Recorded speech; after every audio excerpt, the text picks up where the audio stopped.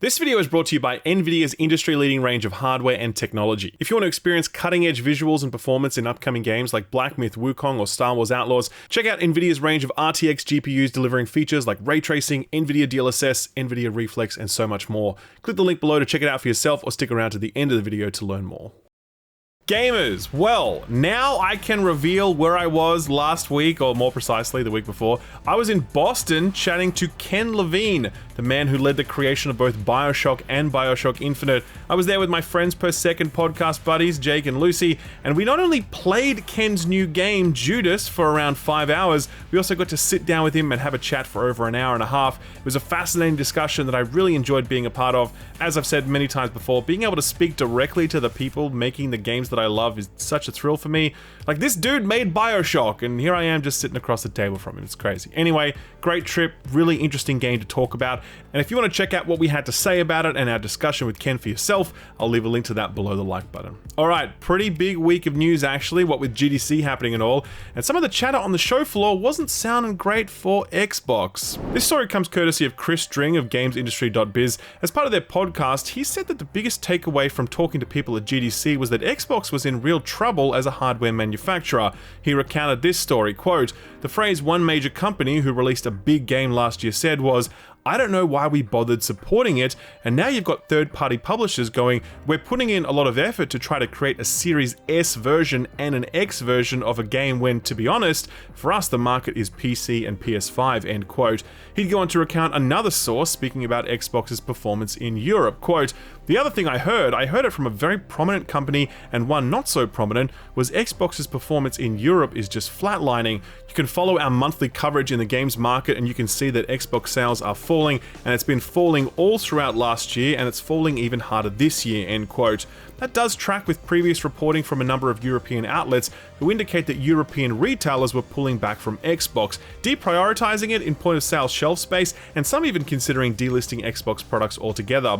It's obviously just anecdotes from a number of sources, but they do fit into a broader narrative that feels like it's slowly unfolding. Just this past week, for example, a game by the name of Inotria: The Last Song announced a release date for the 21st of August this year, but they only announced that date for PC and PS5. The developer has since clarified that the game is still definitely coming to Xbox, and that, quote, making the release on all platforms would lead to a decrease in the overall quality of the product and a further delay of the same, end quote. This all comes as Microsoft has signaled its clear intent to become a multi-platform publisher, recently announcing games like Sea of Thieves, Hi-Fi Rush, Grounded, and Pentiment for release on a mix of PS5 and Switch, and obviously long after their promise for all first-party titles to ship to both PC and Xbox. And look, I know some people don't like hearing about this stuff because they think it's console bias or some shit, but just think it through logically. I mean, I haven't touched my Xbox console in a long time because I use my PC instead. I get all of my Xbox exclusives that way, and I like them, a lot in fact, but I haven't needed to play them on a console for a long time. At the same time, I use my PS5 and my Switch regularly because those consoles still have plenty of exclusives that I can't play anywhere else. I don't see how that equation changes anytime in the future either. Like, unless Sony start doing day-and-date PC releases for all of their stuff, this mix of PC, PlayStation, and Nintendo hardware is how I'm going to approach things. And I know it's how a lot of other people are going to approach things as well. Microsoft has said repeatedly that they're okay with this hardware agnostic future, where Xbox fans can play on any device they choose to, and that's cool. But unless Microsoft can give people a really compelling reason to want to play on the Xbox console, I think you're going to struggle to get developers to commit to making an Xbox port of their game, especially given that you have to do that for both the X and the S, and especially when you know that the install base is notably smaller than that of the PlayStation or the PC. I really want to see the Xbox console continue to thrive as a successful platform, but Microsoft's evolving strategy definitely puts their console hardware behind the 8 ball. Just in case you did think that was all console warrior bias or whatever, get this. Chris String had nothing positive to share about the PS5 Pro either. Speaking during the same podcast, he says that there was absolutely no enthusiasm for the PS5 Pro among anyone he spoke to on the floor of GDC. Quote, I'll be honest, I didn't meet a single person that understood the point of it. Developers didn't seem to feel they needed it. They weren't really making the most of the PS5 in the first place. This generation doesn't even seem to have started, let alone needs a mid-generation upgrade, end quote. That is, yeah, absolutely right. That's exactly what I said as soon as I heard the news of the leaked PS5 specs and the rumored holiday 2024 release date. And it wasn't like I was alone in that perspective. Basically, everyone is scratching their heads on this one. GDC is the place where people who make games get together. And if they were collectively saying, hell yeah, we need the PS5 Pro because we're so constrained by current hardware, I'd be like, okay, cool, good to know that the development community is optimistic about this. But if the developers are as confused as we are, then that is at least a little bit concerning, right? Circling back to Xbox for a moment, there was one more piece of hardware news we got this week, and it was Phil Spencer once again reiterating his interest in seeing Xbox more present in the handheld space. To be clear, he was not committing to the idea that Xbox would make a handheld, but he did talk around that idea with stuff like this, quote, "I brought the Legion Go with me to GDC. I'm on the airplane and I have this list of everything that makes it not feel like an Xbox. Forget about the brand. More like, are all my games there? Do all my games show up with the save files that I want? I want to be able to boot into the Xbox app in a full screen, but in a compact mode, and all of my social experience is there. Like I want it to feel like the dash of my Xbox when I turn on the television, except I want it on those devices," end quote. Phil has been very open about his love of handhelds and his desire to see Xbox play more in this space, and I think it's a cool thing for Xbox to explore. The Windows handheld experience is garbage, and if Phil can deliver an Xbox app that turns the Asus ROG Ally or the Legion Go into a proxy portable Xbox, then that would be a big win, since the lockdown nature of the Steam Deck is still a barrier for those who play games outside of Valve's ecosystem. Should we expect an official Xbox-made handheld though? I mean, maybe. Jez Corden of Windows Central is reporting on his podcast that Xbox have prototypes right now which are not cloud or streaming devices. They are fully native hardware. That absolutely does not mean that Microsoft will release something like this, but it does mean they're at least thinking about it. Maybe 2025 will be the year of both the Switch 2 and the first ever Xbox handheld. Sounds like a pretty good year if you ask me. Perhaps the biggest story to come out of GDC this year was the various musings of Swen Vincke, CEO of Larian Studios, makers of Baldur's Gate 3. After shipping a universally acclaimed Game of the Year, people tend to sit up and pay attention to what you have to say, and wouldn't you know it, Swen had a lot to say. The highlight was certainly his speech when accepting the award for Best Narrative, a speech so good that you really ought to hear it for yourself. Roll it, Stu. I've been fighting with publishers my entire life, so it's like, and I keep on seeing I keep on seeing the same mistakes over and over and over, and it's always the quarterly profits. The only thing that matters is the numbers, and then you fire everybody, and then like next year you're going to see, shit, I'm out of developers, and you're going to start hiring people again, and then you do acquisitions, and then you put them in the same loop again, and it's just be broken and broken and broken. You don't have to. You just can make reserves, slow down a little bit, slow down on the greed, be resilient, take care of the people, don't lose the institutional knowledge that's been built up in all of those people that you lose every single time, so that you have to go through the same cycle over and over and over. Damn man, imagine that, a video game boss actually making sense and running his business responsibly. Haters will say it's fake. It seems like such obvious advice, but it really is the absolute antithesis of how video game executives run their business, desperately chasing quarterly profits to boost their bonuses and sacking staff if they can find half a percentage point of stock price growth in it. It's nice to imagine that CEOs will take heed of Swen's word, but they will absolutely not do that. And as always, it falls to us as consumers to support the companies and projects we know are worth supporting. Swen had a lot to say on the future of the Baldur's Gate franchise, and he made one thing very clear. Whatever future that franchise has, Larian won't be a part of it. He wasn't saying that out of any sort of spite or malice. In fact, he went on to say that rights holder Wizards of the Coast were great to work with, and that they just let Larian get on with it. In his view though, Larian just needed to move on to something else. Quote, "We're not going to make new expansions, which everyone is expecting us to do. We're not going to make Baldur's Gate 4, which everyone is expecting us to do. We're going to move on. We're going to move away from D&D, and we're going to start making a new thing. For us, it's time to get a new puppy," end quote. He'd later reveal that Larian had actually started work on Baldur's Gate 3 DLC, but that the team's heart just weren't in it, owing to how much they had poured into the base game. So Swen made an executive decision, quote, "After Christmas, I came back and told the team, you know, we're not going to do it. We're going to shift around and we're going to start doing these other things that we talked about that we planned on doing before we started on BG3. Those were always the plans for afterward. We have 2 games that we want to make and we have lots of concepts, so let's just have closure on BG3. It's been great, we've done our job, it's a story with a beginning, a middle and an end, so let's pass the torch to another studio to pick up this incredible legacy," end quote. Man, I do not envy the studio who has to follow in Larian's footsteps. It'd be like some random studio being told, congrats, you're making Bloodborne 2. Swen also spilled the beans on the Stadia deal he signed at the beginning of Baldur's Gate 3's development, because don't forget, that was one of the platform's big draw cards back in the day. He says he was initially impressed by the idea of Stadia's tech, which would have allowed people to instantly play games without having to install them, a technology that's becoming more ubiquitous with the likes of xCloud and GeForce Now. Still, Vinky does not look back on that deal fondly. Quote, "It was a really stupid deal and I should never have done it, but it allowed me to pay for the CGI," end quote. What an absolute legend. The other big story doing the rounds this week was rather unexpected because it was all about people being very unhappy with Dragon's Dogma 2 for various reasons. This came as a big surprise because everyone was really hyped for Dragon's Dogma 2, and initial reviews were really positive, as we'll discuss later in the review block. Problems began when people started installing the game on their own PCs, only to find that Dragon's Dogma 2 is one of the worst optimized PC ports since Jedi Survivor last year. Even throwing a 4090 and DLSS at it doesn't help, as you're still likely to encounter low average FPS and regular frame dips. Capcom have attributed the issues to CPU bottlenecks related to NPC behavior, and as a result, people have begun slaughtering NPCs to improve game performance. That is fucking bleak. That wasn't the only technical related issue though. The game does include de novo DRM, which everybody hates, but to be fair, Capcom have always included it, so it shouldn't come as a total shock.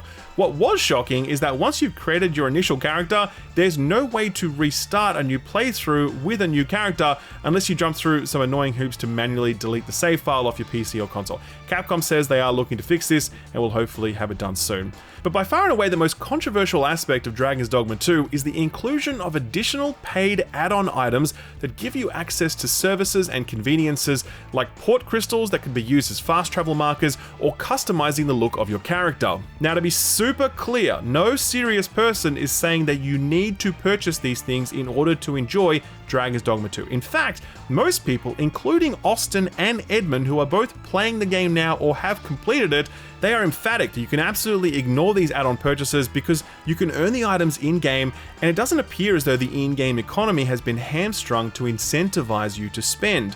In this way, these add-ons reflect those sold in other Capcom games like Resident Evil 4 Remake or Devil May Cry 5, where you could buy things like weapon upgrade tickets or red orbs, but it was clear you didn't need to do that. So, with all of that out of the way, it is still absolutely fucking bullshit that publishers are selling convenience items in a single-player game with a $7 asking price. I don't care how superfluous the add-ons are or how generously the in-game economy is tuned. That stuff should not be sold, just like the weapon tickets in RE4 Remake or the red orbs in Devil May Cry. And it's really weird that people disagree with this and they're going to bat for Capcom on social media, defending their right to charge money for this stuff. Like, what's the goal here when you go out and do that? Giving cover to publishers so they can charge us for shit that should never have a price tag on it. I genuinely don't get it, and I swear to God, right now, there are monetization experts across the entire video games industry just taking screenshots of all these defensive replies, aiming to use them as justification for when they want to start charging for convenience items in their own games. Again, no one is saying you need to purchase this stuff, but it absolutely puts a stink on the game that it doesn't deserve. The game director Itsuno spoke previously about how he doesn't like fast travel because he wants journeying across a landscape to be more fun. That's a noble goal, but when the publisher then charges for port crystals that are used in the fast travel process, it immediately forces us to question the intent behind the fast travel economy, viewing with cynicism what was obviously a very pure design intent to deliver an experience where fast travel was not as central here as it is in other open world games. Yeah, there is a lot of misinformation out there and it should definitely be cleared up, but more important than that is the message that this stuff should never ever be on the table as stuff you can charge for, especially in a single player full price game, and I don't understand how that position is remotely controversial. If this furor gets Capcom off this path and dissuades other publishers from trying the same thing, then at least some good will have come from all this back and forth and hand wringing. The other big news story this week is that somehow, some way, against all odds, Overwatch 2 managed to get worse. This report comes from Jason Schreier of Bloomberg, who says that in addition to Overwatch staff getting stiffed on their annual bonuses due to the franchise's poor performance, Blizzard has quietly cancelled all of the promised PVE content which was meant to be a consolation prize for the more ambitious PVE content being cancelled last year. Quote, Last year, Overwatch 2 received a paid pack of 3 PVE story missions that sold poorly, according to people familiar with the business, which was a major reason for the cratering bonuses. In January, as part of the company-wide reduction in its workforce, the majority of the team behind Overwatch 2's PVE was laid off. Overwatch 2 developers were informed that the company does not plan to finish any of the remaining planned PvE content and will instead double down on competitive player versus player gameplay, according to people familiar, end quote. This is crazy because the fact that the PvE content was paid content in a free-to-play PvP game was insanity. Like, obviously that PvE content should have been free to welcome in a new type of player who would then hopefully dip their toe in that monetized PvP side of the game. But no, Activision Blizzard's executives slapped a price tag on this stuff and then sacked the developers who made it when it didn't sell. It really is the perfect example of what Sven Vincke was talking about in his speech earlier, and it continues to be a damn shame how badly Activision Blizzard's leadership have mismanaged a franchise that at one point felt like it would last forever. A quick lightning round to finish off. Rumor has it that former Activision and newly independent studio Toys for Bob has signed a partnership with Microsoft. The report comes from Jez Corden of Windows Central. He says that Microsoft head of studios Matt Booty was asked about the studio in a Microsoft town hall meeting, and he replied that they had signed a deal and that they'll be working on something similar to games they've worked on in the past. Given they previously worked on Crash and Spyro, I'm secretly hoping that Microsoft has them working on a Conker's Bad Fur Day revival, because we certainly need that drunken squirrel back on the scene ASAP. The US Department of Justice is suing Apple. It's the latest legal battle that Apple has found itself embroiled in, hot off a stash with the EU that cost them around $1 billion, and an ongoing feud with Epic Games. The DOJ is alleging that Apple maintains an illegal smartphone monopoly by preventing potential competitors from making an impact on the market, and it's like, yeah, no shit. The DOJ says Apple's monopoly stifles the development of new markets and new technologies, including cloud streaming, which ended up being a major sticking point for Microsoft when it went through the process of acquiring Activision Blizzard King. Given that the DOJ suit has only just kicked off, it's likely that this one will play out over many months and potentially years. Get ready for some very juicy discovery though, always fun when big tech emails get made public. Assassin's Creed Jade is that mobile exclusive AC game set in ancient China. Word from Reuters is that it's been delayed as part of a broader pivot on the part of publishing partner Tencent. Apparently they're backing away from mobile games made on Western IPs because the margins are slim, and I for one could not be happier, because if Diablo Immortal has taught us anything, it's beware the mobile adaptation of the game you love. Game maker legend Shinji Mikami is famed for creating Resident Evil, Dino Crisis, and Vanquish. That is a pretty damn good CV that made it very easy for him to establish his own studio some years back. That was TangoWorks, of course. That was eventually bought up by Bethesda and later acquired by Microsoft. Mikami left that studio some time ago, and we all wondered if he was hanging up his spurs. Turns out he's not, and just this week it's been revealed that he's already set up a new studio called Kamiyu Inc. The news came from the website of a Shadows of the Damned remaster, a game that Mikami was involved in many years ago. They did a profile of him on the site and let slip that he founded a new studio. Mikami himself hasn't confirmed this is accurate, but given that he teased his return to game making back in October of last year, there's a good chance that it's right. Nice to know he's still at it, and it'll be very exciting to see what he's got cooking. Speaking of remakes, Metal Gear Solid 3 Delta is still in the works over at Konami, and they've let Solid Snake himself play it. Voice actor David Hayter took to Twitter to share his experience with the latest build, saying, quote, "Please don't tell anyone, but I played the opening of MGS Delta up to the bridge scene the other day. It was spectacular," end quote. Sure, it's his job to promote the game, but if you followed Hayter on socials for a while now, you know that he's generally pretty forthright and doesn't bullshit.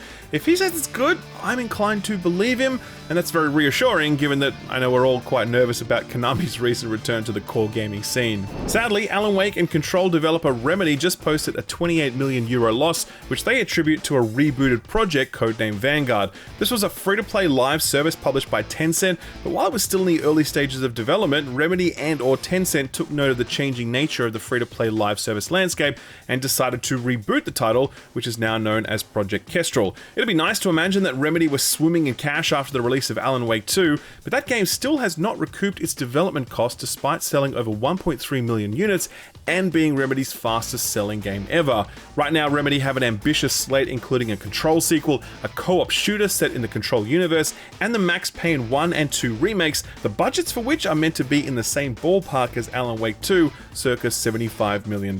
Speaking of Alan Wake 2, it scooped up the award for Best Visual Art at the recent Game Developers Conference Awards. Other winners included Hi-Fi Rush for Best Audio, Tears of the Kingdom for Innovation and Technology, and of course, it wouldn't be a 2023 Video Game Award show without without Baldur's Gate 3 scooping up a boatload of gongs, including Audience Choice, Best Design, Best Narrative, and Best Game. Just straight up Best Game, and yeah, it absolutely is. There was another award show hosted this week, and it was the Independent Games Festival Awards. Winners included Venba, a lovely game about what it's like to make a home in a new culture with a big focus on familial ties and cooking. Cryptmaster won Excellence in Design, and if you've seen any of the gameplay, it's not hard to understand why. Mediterranean Inferno explores what it means to reconnect with people after the pandemic drove people apart for literally years. That won Excellence in Narrative. And Anthology of the Killer won the award for Innovation. It's a collection of quirky horror games strung together by some fantastic presentation and strong writing.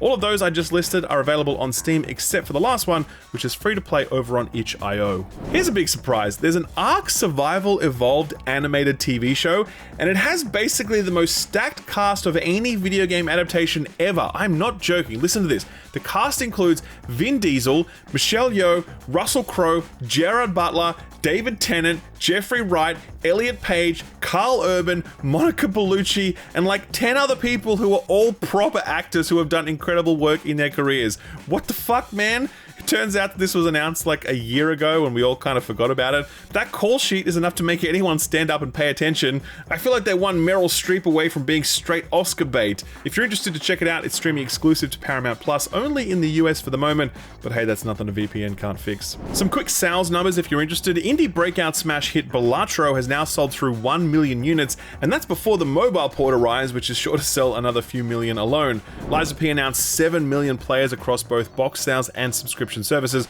an incredible result for that studio. And personal favorite of mine, Rollerdrome, announced that they just passed 1 million players. That is not nearly enough in my opinion, so if you haven't checked it out, please go grab it ASAP. Of course, there were more layoffs this week because there always are. Something Wicked was a new studio made up of former Bethesda staff. They were working on a game called Weird Song, but have now laid off most of their staff, meaning it's highly unlikely that Weird Song will ever see a release. Media Molecule just laid off their Dreams curation team, shifting recommendation work to an automated algorithm instead as Media Molecule continue to ramp down their focus on Dreams. And Velen Studios, who delivered the ill-fated Knockout City, have fallen on hard times yet again, with funding for their next project pulled and a high likelihood that up to 46 of their 121 staff will be out of the job. They're still working on a Mario Kart Toys to Life game, so hopefully that keeps the studio afloat. And finally, Margot Robbie's production company has set its sights on its next project, and it is smart business if you ask me. They're making a movie based on The Sims, the series that was at one point in time the highest selling video game ever because of the way that it was able to reach out to women when most games back then were being marketed squarely at men. The project is being directed by Loki series director Kate Herron. Margot Robbie will no doubt star in it. No word on if Ryan Gosling will be there, but I'm sure we're all praying for him to be involved. Personally, I'm just hoping they do the whole thing in Simlish with subtitles, because if you're going to do a Sims adaptation, you might as well make it lore accurate. Subi whip. Rawr. So what got announced or delayed this week? Well, the internet was in a bit of a tiz when they saw this first proper cinematic trailer for Marvel 1943 Rise of Hydra. This one is being developed by Amy Hennig's Skydance New Media, and it tells the story of Captain America and the Black Panther as they square off against both Hydra and each other. We knew this one was coming, but seeing it in action was something else, to be honest. The character designs and facial animation work is just really stand out. We don't know which platforms this will arrive on, but it is slated for 2025. Riven is getting a full top-to-bottom remake. It comes from Cyan Worlds, who had previously remade Myst and remastered a number of Myst sequels. Riven is being totally rebuilt and expanded on for a whole new experience, and it will support VR, which is a lovely fit for this sort of game. No release date yet, but it's dropping sometime this year. We just had Formula 1 here in Australia, and I know nothing about F1, except that everyone seems to really hate Verstappen, as evidenced by the universal excitement at the news that he wouldn't finish the race due to a mechanical issue. Anyway, I digress. Keeping with the Australian motorsport connection, Australian studio Fun Selector Labs has just announced Golden Lap, an F1 management game set in the 1970s. This team previously delivered the excellent Art of Rally, a minimalist rally game that got fantastic reviews. Golden Lap doesn't have a release date yet, so I'll keep you posted. Remember Peter Molyneux's The Movies? Well, since then he's moved on to blockchain bullshit, but luckily some other people are taking a swing at the movie making game thing. Blockbuster Incorporated allows you to roleplay as the Hollywood hitmaker that you will never be. build a studio, cast stars, make them reenact your favorite scenes, or invent entirely new ones. I think this looks super cool, and I'm glad a game like this is still getting made. It arrives on June 7th, and there's a prologue out right now over on Steam if you'd like to give it a try. Death Sprint 66 has just been revealed from Sumo Digital. Think Mirror's Edge meets Ghost Runner, only without the guns, or at least I don't think there are guns. Only cinematic trailer for this one at this point, and a few screenshots, but it looks interesting, no date yet. Broken Roads is one we've had our eye on for a while now, a narrative-led RPG set in the Australian outback. I'm calling it Dingo Elysium. Still hasn't caught on, but I'm sticking with it nonetheless. This is a funny one since review code went out for it a while ago, but then it was pulled as the developer said that the game needed more time. After that, they also had to find a new publisher after Versus Evil was demolished by Tiny Build. Really hoping this one comes together when it arrives on the newly announced release date, April 10th, exclusive to PC. Here's one I'm really looking forward to actually. Harold Halibut has that stop-motion claymation art style that used to be all the rage back in the day, but has since fallen out of vogue. Developer Slow Bros are bringing it back though. The game had a successful demo during the recent Steam Next Fest, and on April 16th you'll be able to play the whole thing for yourself. This one's headed to all platforms bar the Switch. Final Fantasy 16 is getting its next major DLC on April 18th. It includes a new area to explore, a new icon to command, a new ally named Shula, but by far the standout feature has got to be these fucked up tonberries. They look like the turtles after getting covered in toxic slime and then made into live action horror. It's terrifying. I absolutely love them. Well played, Yoshi P. And finally, Striking Distance Studios really struck out with the Callisto Protocol, culminating in the studio founder and boss man Glenn Schofield leaving the studio last year. Striking Distance are sticking around though. They're working on a new major project that's still under wraps, but in the meantime, they've revealed this. It's called Project Birdseye, and it's an isometric action roguelike set in the Callisto Protocol universe. They're planning on launching this into early access at some point in the future, no date yet. Nice to see the studio using the IP in creative ways. Definitely wish them all the best for this one. So what came out last week? Well, the Stardew Valley 1.6 update dropped, delivering the one feature that all Europeans were craving: drinkable mayonnaise. Unsurprisingly, everyone loves the new content, resulting in over 5,000 new positive reviews in just the first day or two, as well as a new peak concurrent player count for the game, over 236,000 people, and that number is continuously rising. It doesn't even include other platforms, mind you. Concerned Ape's success story continues to be one for the books. Very much looking forward to the Haunted Chocolatier, which based on his previous development timelines should be dropping sometime around the year 2835. Princess Peach Showtime arrived for the Nintendo Switch last week. I thought this one was the first game fronted by Peach, but I was mistaken. That was actually the 2005 Nintendo DS game Super Princess Peach, so I apologize for that, and thank you comment section for the correction. Princess Peach Showtime is meant to be a pretty good time. Though it is unlikely to join the ranks of Nintendo Switch must-buy classics, it's sitting at a strong 77 on OpenCritic. Eurogamer scored it a 4 out of 5, saying, quote, "Outside its unique characterization of Peach, Princess Peach Showtime is satisfying in its creative level design and varied styles of combat," end quote. Our man Edmond actually got his hands on this one, and he too had positive things to say about it. Quote, "It's not really a game you play to be challenged, it's one you play to be delighted. Showtime does that really well through enjoyable gameplay variety that doesn't stick around too long to wear out, consistently wow-worthy animation and level set pieces, and some great hell yeah moments," end quote. Biggest release of the week was Dragon's Dogma. We talked a lot about that one at the top of the show with a big focus on user reviews, but it's worth checking out what the critics had to say as well. Crippling performance issues aside, there is near unanimous agreement that Dragon's Dogma 2 is an all-timer. Faithful to the original while also enlarging its scope and deepening its core elements. It's currently sitting at a mighty 88 on OpenCritic. VG247 loved it, scoring it a 4 out of 5 and declaring it one of the best games of the decade. Quote, "You have to be willing to take the rough with the smooth, as the saying goes. If you are, you'll be handsomely rewarded with not just one of the best games of the year, but one of the best games of the generation," end quote. Eurogamer were on a similar page. They scored it a perfect 5 out of 5, saying, quote, "The joy of discovery lies within all of us, and Dragon's Dogma 2 succeeds in evoking that magical feeling in a way no other game has before it," end quote. For us, we had to make some changes to the production schedule, so the full review is delayed, but Austin has finished it, and he would not shut up about it. Right, Austin? Yeah, so I'll be frank, playing through Dragon's Dogma 2 was the most memorable gaming experience I've had since Elden Ring. Put simply, this is the ultimate classic fantasy adventure I've longed for since watching Lord of the Rings for the first time. It's a vast land rich with natural beauty and secrets aplenty. It's interesting quests that often require initiative to find and critical thinking to solve. It's your merry band of companions created by other players that use the knowledge they've gained in their adventures to aid you at every leg of the journey, and it's the remarkably interactive combat system that invites experimentation and results in cinematic, emergent gameplay moments that very few games offer.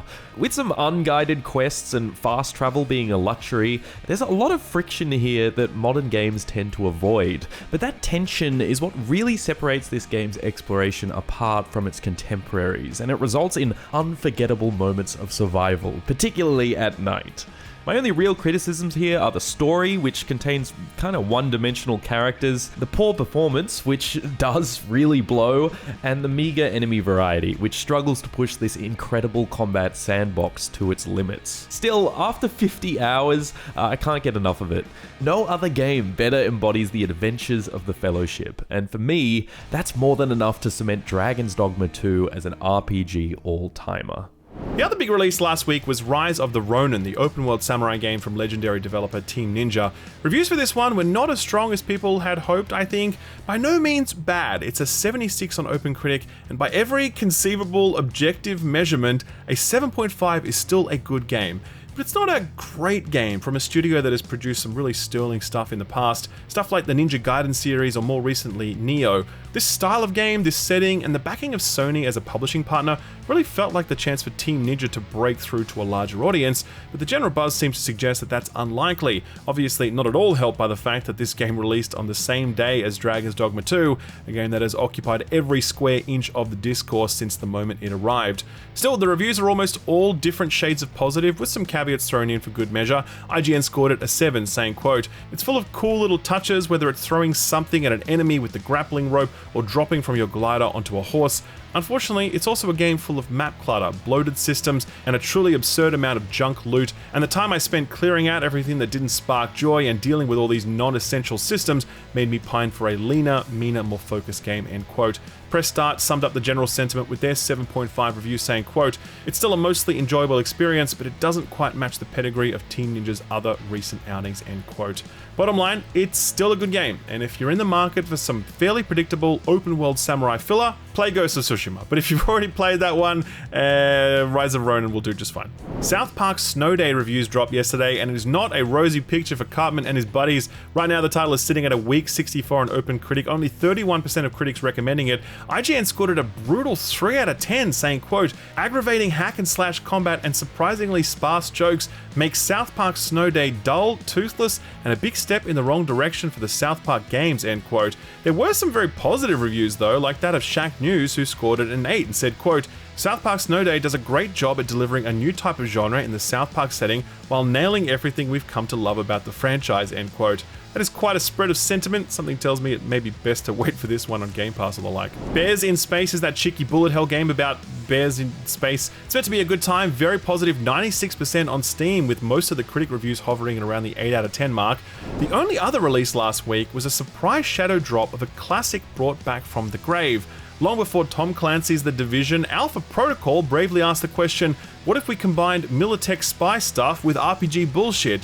The result was a janky-ass game that was nonetheless captivating in its own right and went on to achieve cult classic status. It was rendered unplayable across PC platforms until last week when CD Projekt Red owned Good Old Games brought it back to life, making it playable on modern PCs and listing it DRM-free on their storefront. They even teamed up with one of my favorite people, Racevic, to do a small documentary on the game and the release.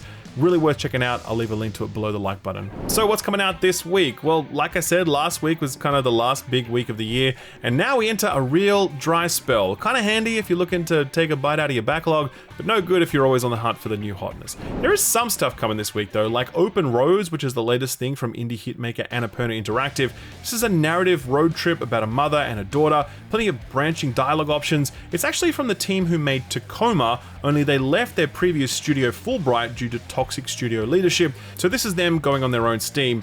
It's arriving on all platforms tomorrow, and it will be day one on Game Pass. The other release is Pepper Grinder, a game that Stu profiled in our recent Steam Next Fest roundup. Stu loved it for its excellent controls and clever level design. This one's from Studio REC, and it has the Devolver Digital seal of approval. It's hitting PC and Switch tomorrow. Other platforms likely to follow at some point in the future.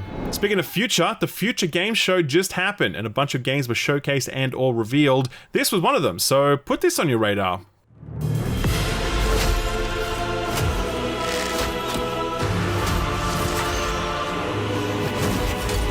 A little while ago, a studio by the name of Ground Shatter released something called Fights in Tight Spaces. It was a cleverly designed and visually striking strategy deck builder where combat played out in small, grid-based spaces. It did well enough that the studio committed to a sequel, and this is it, the aptly named Knights in Tight Spaces. Very clever. This looks to be very in keeping with their previous game, but the new visual flair is definitely welcome, and the shift to a medieval fantasy setting complete with knights, outlaws, and supernatural forces is sure to allow for a wider range of gameplay elements. It's nice when a team can stick with an idea, building on what they learn to deliver more depth and refinement. Hopefully that's what we get here with Knights in Tight Spaces. There's no date for it yet, but if you'd like to keep tabs on it, I've left a link to it over on my Steam Curator page, which also has links to all of the other put this on your radar stuff I've recently covered. I'll leave a link to all of that below the like button. Sort of free stuff time now, and it is very slim pickings indeed, but do remember to grab your PS Plus and Prime gaming offerings before they disappear with the arrival of a new month.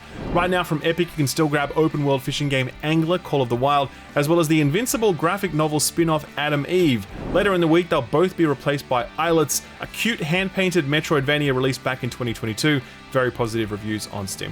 Outside of that, Deceit 2 arrives for both Xbox and PlayStation this week after launching on Steam some time ago. It's another one of those social deduction games like Among Us. It's free to play, so it might be a good one to check out if you've got some friends to play with. Imagine having friends, must be nice. Finally, Sony ponies, it's nearly time to take the biggest thighs in AAA gaming for a spin. Stellar Blade arrives exclusive to the PS5 at the end of April, but tomorrow they'll be uploading a demo to the PSN, the progress from which will carry over to the full game. This was actually uploaded early by mistake, but was then taken down, Sony proactively yeeting it off people's hard drives if they managed to snag it. Feedback on the demo was pretty positive, so hopefully this one delivers, since it'll be the last PS5 exclusive we get for some time. Alright, we are running long, so time for a quick feel-good story for the week. There was one announcement that I skipped over earlier in the show, and it was the release date for the next Final Fantasy XIV expansion. It'll drop on June 28th, and that date was not Yoshi P's first choice, for reasons he is about to explain. Roll it, Stu. So with this early access start date, we actually wanted to start it a week earlier. Elden Ring DLC